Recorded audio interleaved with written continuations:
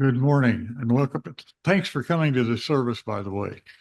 It took a lot of fortitude to get out there and do this. My name is Mike. I am an 82-year-old white man with prematurely white hair. My pronouns are he and him. I am wearing this red shirt today because my wife of 57 years tells me I look hot in it. So I thought I might as well take advantage of it. I'm working from a script, but Reverend Michelle has given me permission to go off script for just a little bit here. After listening to Reverend Michelle's message last week discussing the cost exclusion and then listening to it again another half dozen times at least on the web page, I decided that I wanted to give you a little more information as to who I am and who I would like to become. I was a Catholic slash Christian for all of my childhood and most of my adult life. I am now a Unitarian as well as being a practicing Buddhist. I am a parent and a godparent, grandparent, and a godparent, by the way. I am an agnostic and a humanist and a seeker. I'm also a political activist. In each of these roles and in each of the other roles I play as I choose to fit in, I have been what Reverend Michelle describes as one who has been excluded. And more often, I have been one who has excluded others because, after all, I am a white man who gets me all kinds of entitlements. Reverend Michelle's message really struck a nerve with me. It has been on my mind most of the week since, giving me cause to lose a lot of sleep. I hope that in the future, the man you see is the man I want to become. Both my Unitarian practice and my Buddhist practice are helping me become a kinder, more loving, and generous person. I am sure I have found a home here. I now ask each of you and all of my fellow Buddhists as my spiritual families to help me reach my goals. I address this next remark to Reverend Michelle down here. I am looking forward with a certain amount of foreboding to your message today because I'm fairly sure you're going to give me a great deal more work to do.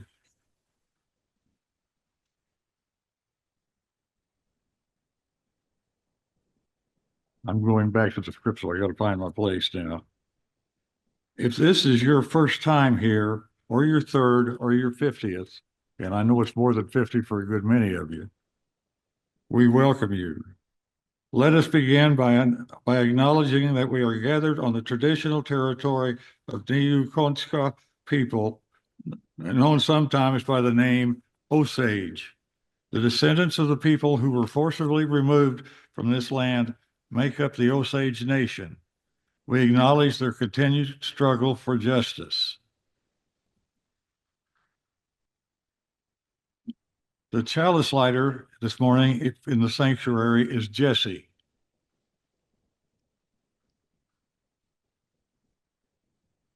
The chalice lighting words are by Jan W. Riddell. Come one, come all. Come with your missing pieces. Get my attention. Come with your missing pieces and your extra screws. Come with your hard edges and your soft spots. Come with your bowed heads and upright spines. Come all you flamboyant and drab, verbose and quiet, fidgeting and lethargic. All you with large visions and tender hearts. All you with small courage and tender fears. Bring your lisp and your stutter and your song. Bring your gravel and your drawl and your lilt. Bring your anger and your joy and your righteous indignation. Misfits and conformists, everyone in between, come into this space and be welcomed. Bring who you are, bring where you have traveled, bring what you long for, and let us worship together.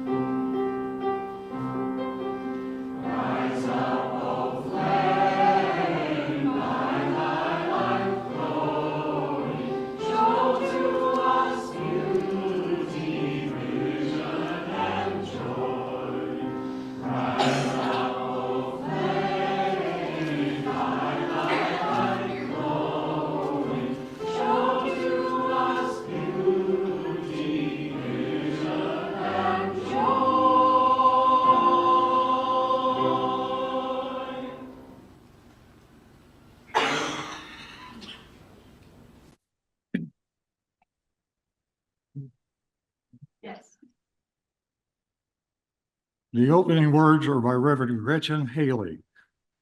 For this one moment, know only that you are loved, that you are safe and whole and loved. Know that you belong here, here among us, here upon this earth, in your body, however tired or broken your heart may be, whatever fear, disappointment, anger you carry. For this hour, you know that you are not alone.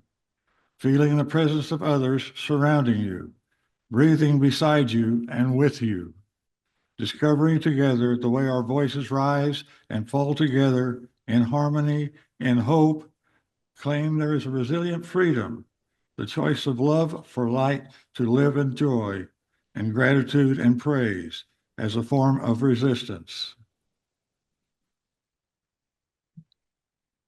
The song of the month, our song for the month of February, when our theme is living love through the practice of inclusion, is We Would Be One, number 318 in the Gray Hymnal.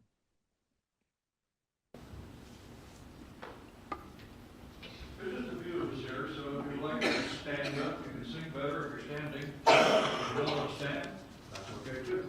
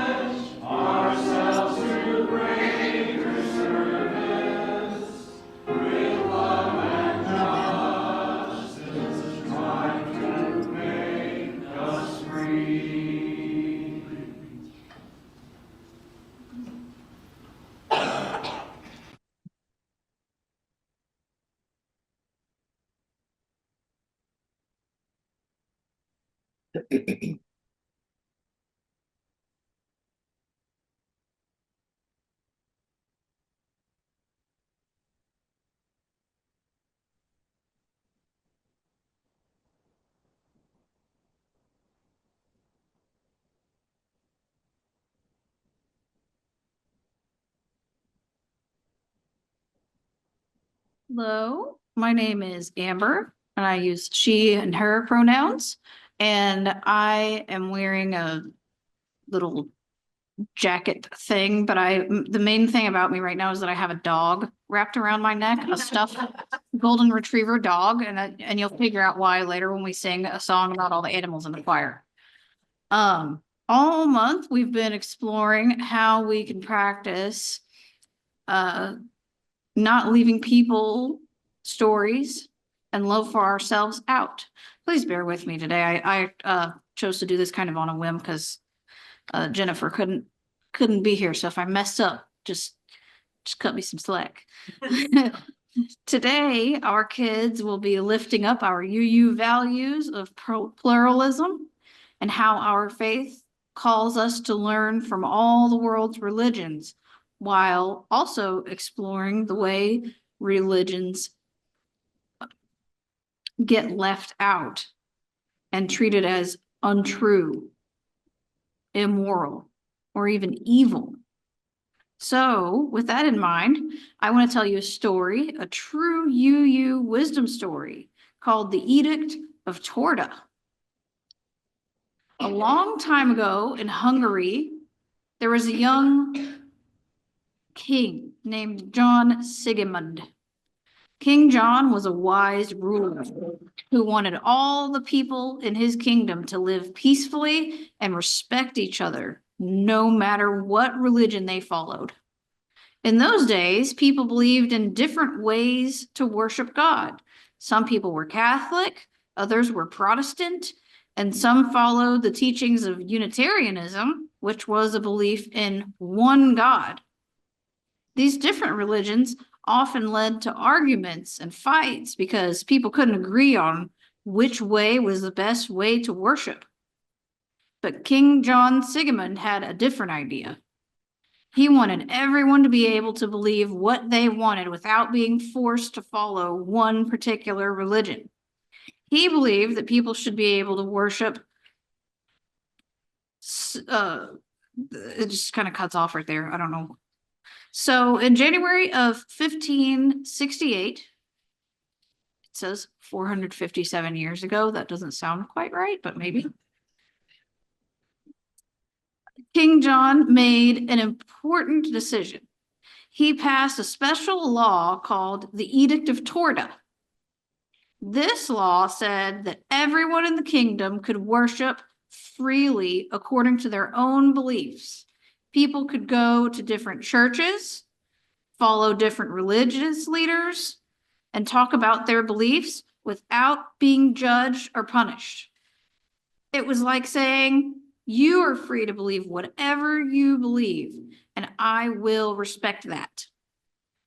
King John wanted his kingdom to be a place of kindness, understanding, and peace, where people didn't have to fight over which religion was the best. The Edict of Torda was one of the first laws in history that protected religious freedom. It was a big step forward in helping people get along despite their differences. And even though the kingdom wasn't perfect, it became an example of how important it is to respect and accept people for who they are, even if they believe or think differently from us. This is a wonderful story about how UU history and how our faith has always practiced being inclusive of and not leaving out other religions. The story of the Edict of Torda teaches us that everyone has the right to choose what they believe in, and we should always treat each other and their beliefs with respect, even if we don't always agree. Being open-minded and tolerant of others' beliefs is a powerful way to practice inclusion and make the United States and the world a better place.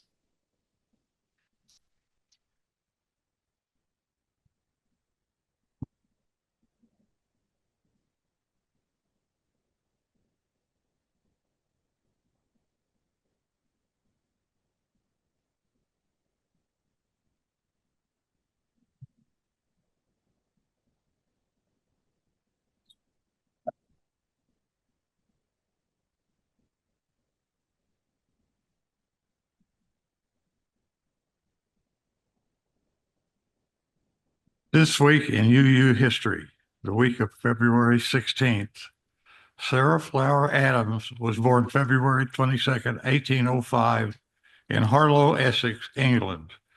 Before illness forced her off the stage, she had achieved a dramatic triumph as Lady Macbeth. A lifelong Unitarian, she was deeply devoted to her Unitarian church in South Place, London. She composed hymns, the most famous of which is Nearest My God to Thee. She worked with prisons, fought for greater civil and religious liberty, and established Sunday schools and benevolent societies. She died in 1848. Offering our gift to support the work of building inclusive and just communities is one of the many ways that we live into justice and equity together. Some of us have much to give and some have little, and together it is enough. We are enough to work together for the world where every human can live into their best and most authentic self. If electronic giving is your preferred method, or if you are on Zoom, giving options are available via our website, springfielduu.org. The offertory today is All Earth Critters Got a Place in the Choir by Bill Staines, performed by Paul and the choir.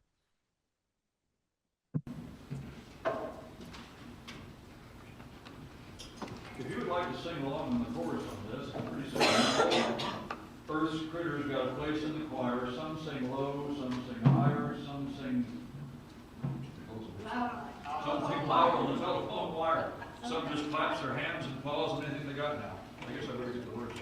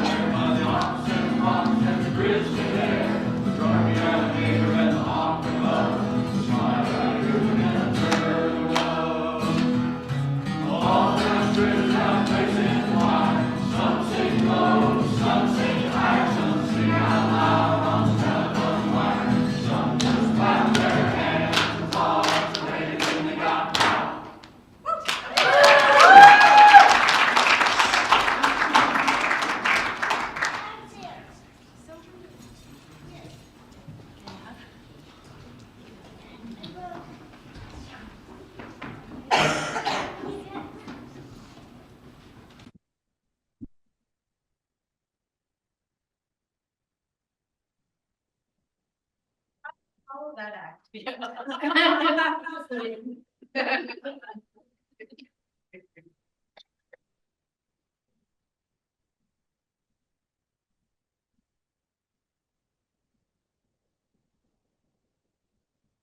Good morning. I am Reverend Michelle Scott Huffman. My pronouns are she, her. I'm the minister here at First UU. And I am a middle-aged, kind of medium height woman with short, spiky, salt and pepper hair, wearing black and gray today.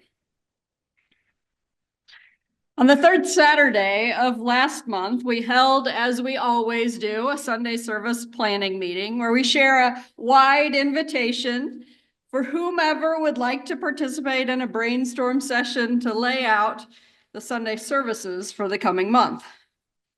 It was decided then that the sub-theme for this particular Sunday in the month where we were talking about living love through the practice of inclusion would be a more inclusive United States.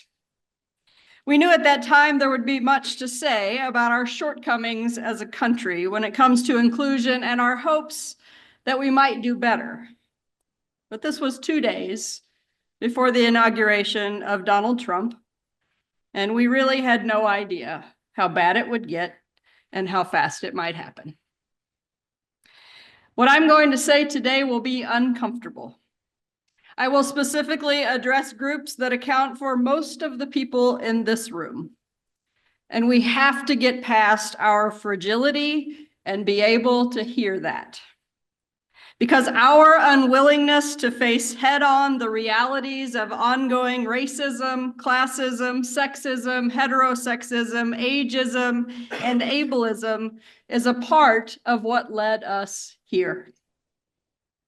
Reverend Dr. Martin Luther King Jr. wrote in his letter from a Birmingham jail, "I have almost reached the regrettable conclusion that the Negro's great stumbling block in his stride toward freedom is not the white citizen's counselor or the Ku Klux Klan, but the white moderate, who is more devoted to order than justice, who prefers a negative peace, which is the absence of tension, to a positive peace, which is the presence of justice, who constantly says, I agree with you in the goal you seek, but I cannot agree with your methods of direct action, who paternalistically believes he can set the timetable for another man's freedom, who lives by a mythical concept of time and who constantly advises the Negro to wait for a more convenient season. Shallow understanding from people of goodwill is more frustrating than absolute misunderstanding from people of ill will." Let me be clear. This is not a partisan political speech where I suggest that Republicans are bad and Democrats are good. I don't believe that. And in the words of Black Lives Matter protesters in the last 10 years, the whole damn system is guilty as hell. I do believe in the beloved first principle of Unitarian Universalism, the inherent worth and dignity of every human being, regardless of political or other affiliation. I also believe in the beloved fifth principle, the right of conscience and the use of democratic process within our congregations and in society at large. When we are living into and out of these two principles, all of the others follow. Justice, equity, and compassion in human relations. Acceptance of one another and encouragement to spiritual growth. A free and responsible search for truth and meaning. The goal of world community with peace and liberty and justice for all. And respect for the interdependent web of all existence of which we are a part. And when we are not living into and out of those first two principles I named, all of the others will crumble. And friends, right now, the foundations of our very democracy and the safety nets for those who are most vulnerable among us are crumbling. I think you know that I am not prone to hyperbole. I do not utter these sorts of words loosely or lightly or without great discernment. Our democracy is in danger. And to my knowledge, there is no other church out there that has placed the health of our democracy so prominently in the language of why they gather and what they do as a gathered people. So friends, it looks like we have work to do. Sorry, Mike.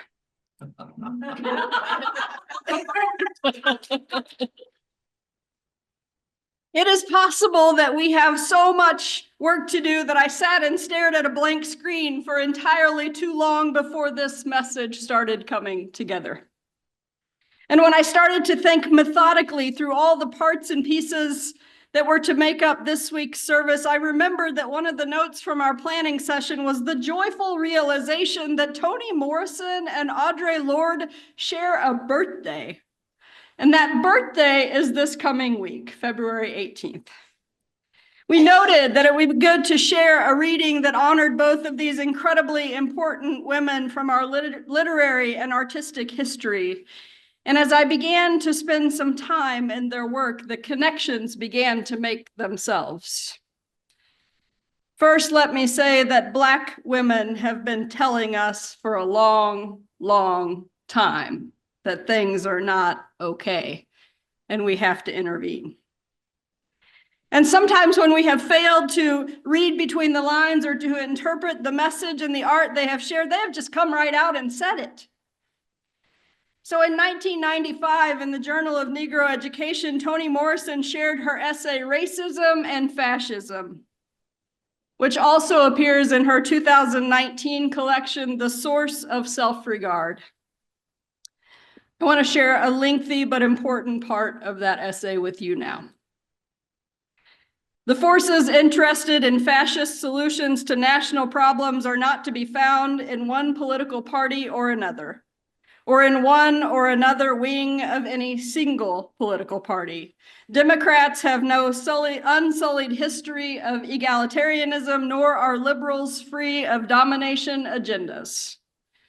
Republicans have housed abolitionists and white supremacists, conservative, moderate, liberal, right, left, hard left, far right, religious, secular, socialist. We must not be blindsided by these Pepsi-Cola, Coca-Cola labels, because the genius of fascism is that any political structure can host the virus, and virtually any developed country can become a suitable home. Fascism talks ideology, but it really is just marketing for power. It is recognizable by its need to purge, by the strategies it uses to purge, and by its terror of truly democratic agendas. It is recognizable by its determination to convert all public services to private entrepreneurship, all nonprofit organizations to profit-making ones, so that the narrow but protective chasm between governance and business disappears. It changes citizens into taxpayers so individuals become angry even at the notion of public good. It changes neighbors into consumers so the measure of our value as humans is not in our humanity or our compassion or our generosity, but what we own. It changes parenting into panicking so that we vote against the interests of our own children, against their healthcare, their education, their safety from weapons. And in effecting these changes, it produces the perfect capitalist, one who is willing to kill a human being for a product, a pair of sneakers, a jacket, a car, or kill generations for control of products, oil, drugs, fruit, gold. When our fears have all been serialized, our creativity censured, our ideas marketplaced, our rights sold, our intelligence sloganized, our strength downsized, our privacy auctioned, when the theatricality, the entertainment value, the marketing of life is complete, we will find ourselves living not in a nation, but in a consortium of industries, and wholly unintelligible to ourselves except for what we see as through a screen darkly. There ends the reading from the Gospel according to Toni. It is recognizable by its need to purge. Programs and departments that have, for the most part, up until now, at least had a vetted adult professional leadership and intentionally thought out policies and procedures are being decimated before our eyes, with no transition plan and no real understanding or concern about what the purge will do to real people who depend on those services, those programs, the work that those departments were doing. And while some of this will be adjudicated in the courts and will be slowed and maybe even stopped, still the damage is immediate and far-reaching. This push to purge everything that stands in the way of the unbridled political and economic power of the cis, straight, wealthy, fundamentalist Christian white man has moved swiftly into our state and local governments and our schools, and it isn't stopping there. The Missouri Attorney General is party to as a plaintiff in a lawsuit against a private employer because they are perceived as having an inordinate number of women and people of color working there. And it won't stop with businesses. The purge will move into the next phase to silence as much as possible religious and voluntary organizations, nonprofits, and even individuals who dare to speak out in defense of those whose rights, safety, and very humanity are being threatened. And our choice is to stand up and speak out anyway, or to choose the complicity that lurks around the corner from silence. I've heard many people in this room say in the last few weeks, "Tell me what I can do." What I'm about to offer is just a sampling of the things that you can do. It is by no means exhaustive. And the best way to find out what needs to be done is to be in relationship to and proximity of the people at the center of the pain. The other important thing to note is that if we are to be helpful in this time, we have to learn new ways of doing things. New encrypted technologies for communication, new vernaculars to connect with those who are in danger and who don't speak the languages that led us to fascism. And perhaps most importantly, we will have to learn to listen carefully, speak less, and to do what is asked of us and not what we think should be done. The people who are in danger in marginalized communities right now need our time, our attention, our presence, our influence, and our resources, but not our opinions. Intersectional feminist, poet, and civil rights activist Audre Lorde, who shared a birthday with Toni Morrison, wrote, "For the master's tools will never dismantle the master's house. They may allow us to temporarily beat him at his own game, but they will never enable us to bring about genuine change. And this fact is only threatening to those women who still define the master's house as their only source of support." White women, of whom I am one, we carry a huge amount of this responsibility.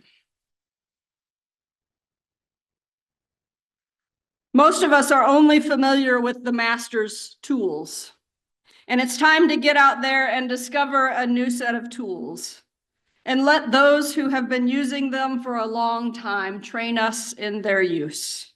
And here's some of what we need to do to start getting familiar with those tools. First, show up.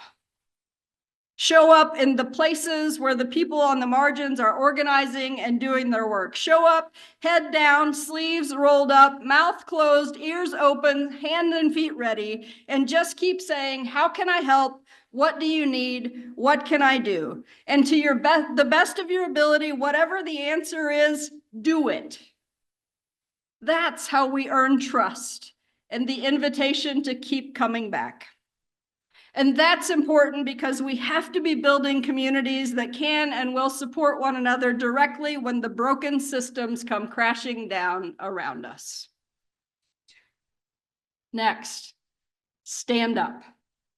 Stand up when you witness injustice, when you hear the quiet murmurs of harm being normalized, when you see creeping advance of cruelty disguised as policy or tradition. Stand up even when it's uncomfortable, even when you are the only one. Stand up not as a savior, but as a witness, as someone who refuses to be complicit through silence. Stand up with your body when needed, putting yourself physically between the threat and the target when possible. At protests, in courtrooms, in public meetings, and stand up with your resources, your influence, and your privilege when called upon. Because if we do not stand up now, there may come a time when standing is no longer an option. then speak up. Speak up when lies are told about your neighbors, when fear is used as a weapon to divide, when policies are crafted to strip away dignity and rights. Speak up in the spaces where silence would be taken as agreement. Speak up in your families, in your workplaces, in faith communities, and civic groups. Speak up with humility, knowing that your voice should amplify and not overshadow the voices that need to be centered. Speak to shift hearts, to challenge assumptions, to break cycles of complicity. And remember, sometimes the most powerful way to speak up is to pass the mic, to ensure that those whose voices have been ignored are finally heard. Friends, if we are doing these three things, showing up, standing up, and speaking up, we won't need to ask what we can do, because the work will always be before us. In the midst of the communities we decide to join forces with, calling us to grow and build together in ways that can't be torn down by policies and executive orders. There is no power stronger and more formidable than the power that builds from the ground up. The power that is built on solidarity and mutuality, the power that we already have within us and must act to develop among us. If you don't remember anything else I said today, the next time you hear yourself say out loud or in your head, "I wish I knew what I could do right now," repeat these words: show up, stand up, speak up, and go do that. I'll close with these words from Audre Lorde, printed in her book, Sister Outsider. Sometimes we are blessed with being able to choose the time and the arena and the manner of our revolution. But more usually, we must do battle where we are standing. May it be so. Blessed be, and amen.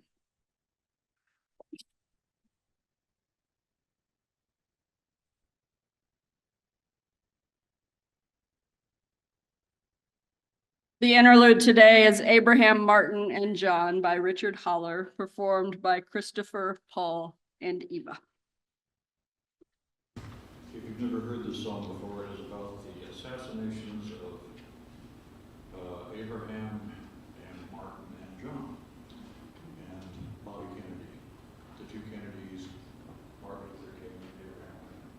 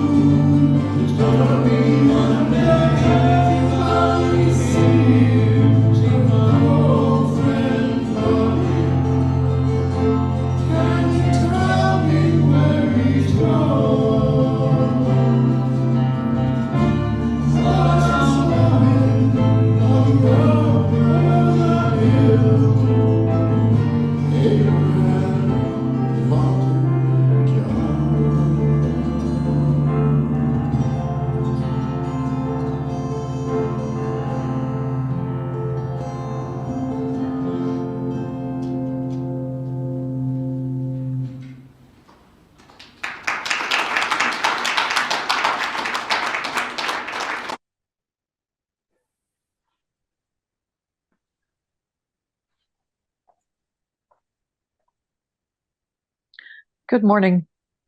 My name is Dacia. My pronouns are she and her. I am an older-ish woman. I'm wearing black earrings. My hair is short. My polo shirt is black and white and gray. And I am a member of the Pastoral Care Circle. For the month of February, we attend to Living Love through the practice of inclusion. Verna Myers points out that diversity is being invited to the party. Inclusion is being asked to dance, close quote. To belong is only the beginning. The true blessing of inclusion is not that you get to come inside the circle. It is that you get to participate in expanding it. As the circle grows, so do we. As a community, we share joys and concerns to keep connected. Slips of paper, they're yellow, are available at the greeters table for those in the sanctuary to use for joys and concerns. During the week, you can send your joys and concerns by email to pastoralcare@springfielduu.org or by leaving a voicemail on the church phone 417-883-3922. If you're on Zoom, please use the chat box now for sharing your joys and concerns. All of our joys and concerns will be included in the members' email on Tuesday. We honor each joy or concern with a lighted candle, a symbol of the love we as a community offer for each of these joys and concerns. And this morning, someone in the sanctuary is lighting the candles, but I am unaware of the candle lighter. Perhaps it's Jesse. It is Jesse. Excellent. Okay. And now, as we begin this time of sharing, know that though we are in multiple physical locations, 23 plus the sanctuary, we are together in beloved community. To begin, we hold in love all of us, those present and those absent. We light a candle for our church community. Laura Smith shares the joy that she became a grandmother to Violet, born to her daughter Dalen on Wednesday, February 12th.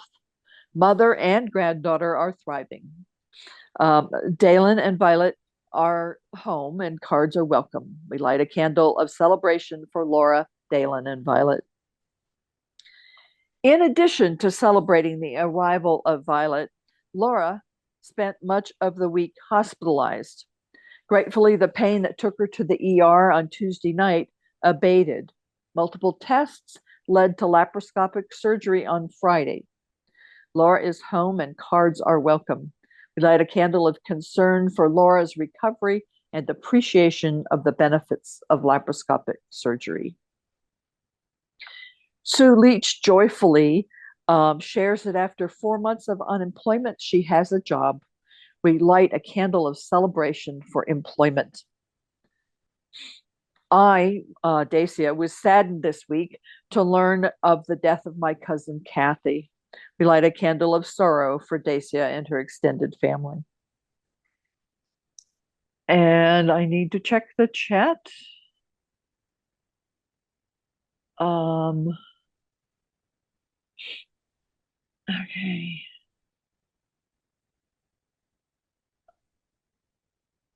From Leah Putman, joy. I'm moving on to the next phase of treatment for my eating disorder. I hope to head home to Springfield within the next couple of months. Joy for treatment that is working.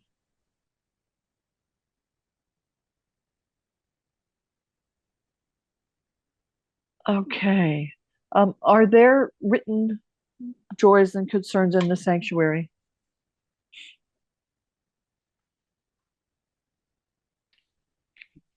I know that there were. I'm not sure where they are. Oh.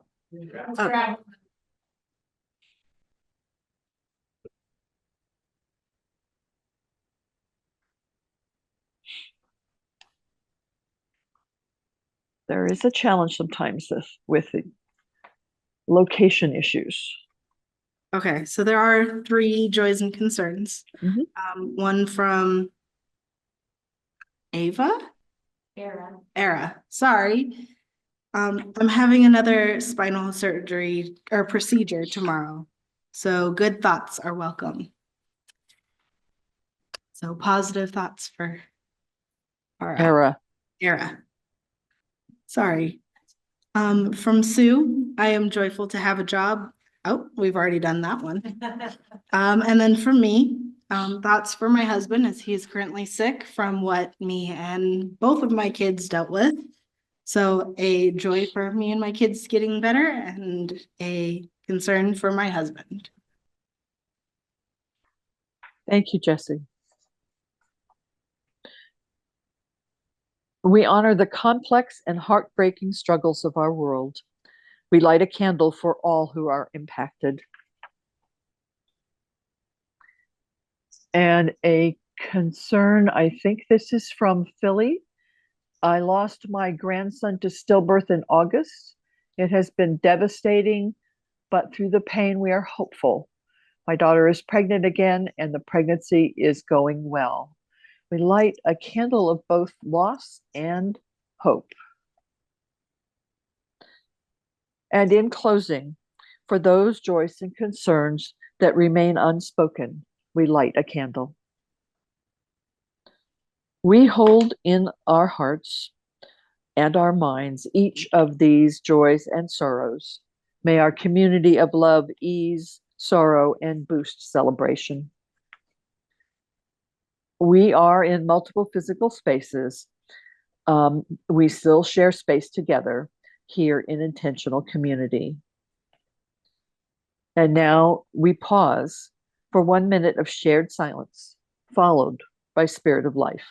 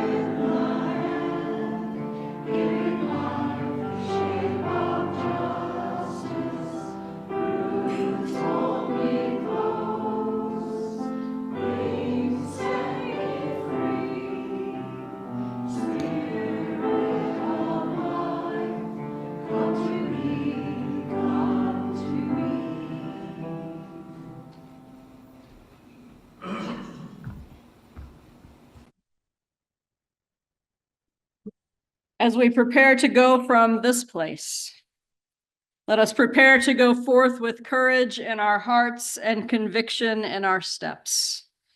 May we show up where we are needed, stand up for what is just, and speak up with humility and love. Let us listen deeply, learn new ways, and lift one another up in the work of inclusion and justice. And may we together build a truly beloved community where all are seen, all are safe, all are valued, and all are free. Our final hymn today is Come, Come, Whoever You Are. It's number 188 in the gray hymnal. This is a round, so Paul will give us instructions.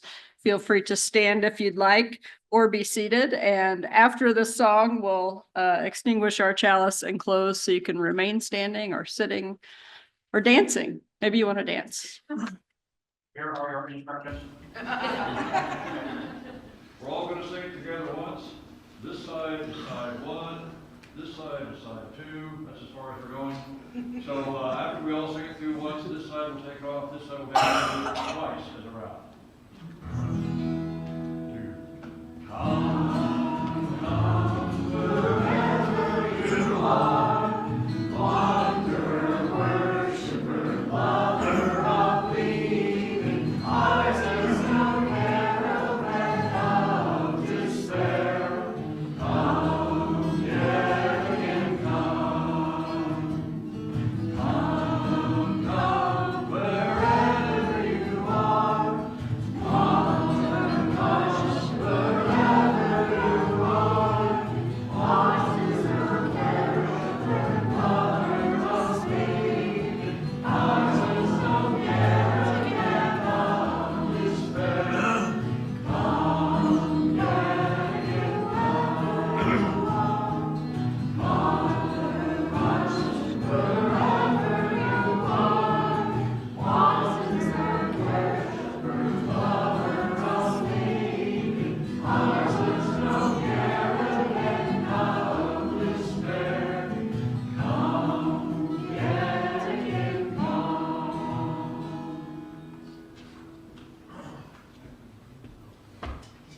We will now extinguish our personal and communal chalices. But before we do that, let me remind you that coffee and conversation will happen over that way when we're finished. Let us now extinguish our chalice. And join me in our unison sending words. Our service here is ending. Our service to the world begins anew. Go in peace.